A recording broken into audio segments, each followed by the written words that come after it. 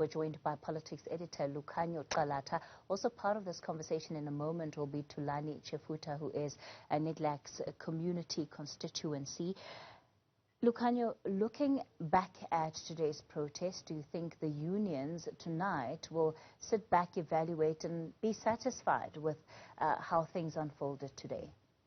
Kathy, I think if I was a union member or a union leader tonight, I would be very disappointed in just what the national shutdown was able to achieve today.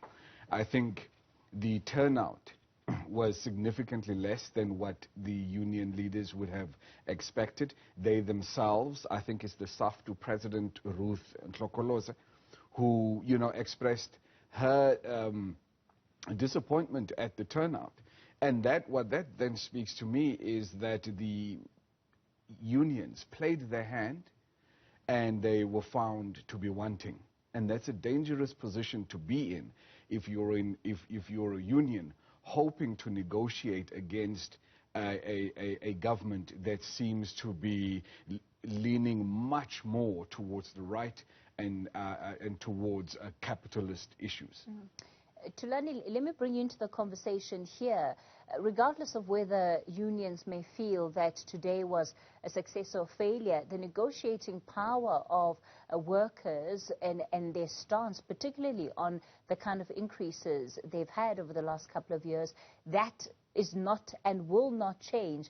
In fact, we're expecting it to come to a head with the current negotiations with the Public Servants Association.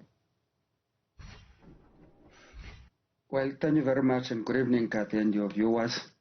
We believe that we must start by indicating that we are sympathetic to the issues which the unions were highlighting as the reason for going into the streets.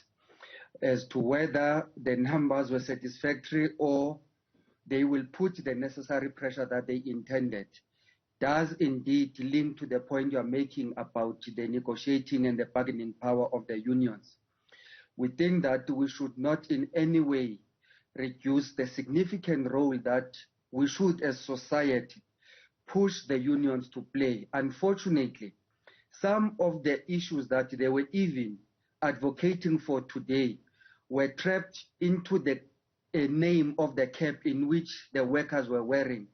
The fact that in some of the marches you had workers taking different routes whilst they are protesting or marching about the same issues is on its own demobilizing the same campaign around which they have taken to the streets. And so we think that the workers and their leaders and their organizations must begin to exert more pressure in the negotiating power that they hold as one of the social partners together with government itself and workers and civil society.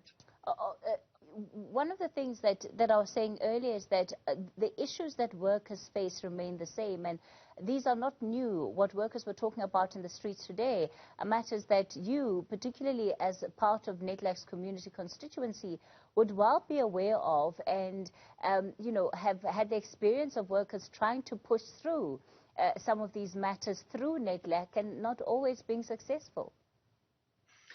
Well, at various levels of engagements in the chambers of Nedlac, issues are ventilated, whether raised by them as workers or not.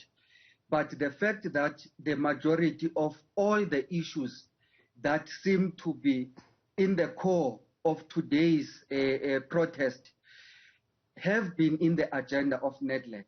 What we, though, as community constituency believe is that we must begin to imbue the negotiations with new ideas that provide solutions to the issues that the workers have been protesting about today. If you take a practical example on issues of hunger that are experienced, and just take it this way, that if those who are employed and characterized as the working poor are feeling the pinch, how much more about those who are unemployed, who do not even know where their next slice of bread is going to come from? And so we believe that part of the solutions we must bring into the table is not only to wait for what can government do, but provide solutions that place the people at the center of those solutions. In rural areas, people wake up and work the fields anyway. if they can be supported with seeds, if they can be supported with fertilizers, if they can be supported with equipment and tools, they can produce food to higher proportions that take care of their households and even have excess that can be taken into the markets. Lukhanyo, both COSATU and SAFTU have said that this is the first step of what will be a long and a sustained campaign. You know, talking on a day where inflation is reaching yet another rocket high, 13-year high in this country. What is it going to take for them to be able to move beyond those that they have already been able to earn the support of? And I'm really talking about here the millions of South Africans who are feeling the impact of this increase in cost of living but didn't feel the need to go out to the streets today. Look, I think the problem, Kathy, that unions are sitting with is that they are losing legitimacy within the populace of the country. Now, we've just emerged from a very bruising COVID-19 pandemic where thousands of people lost jobs.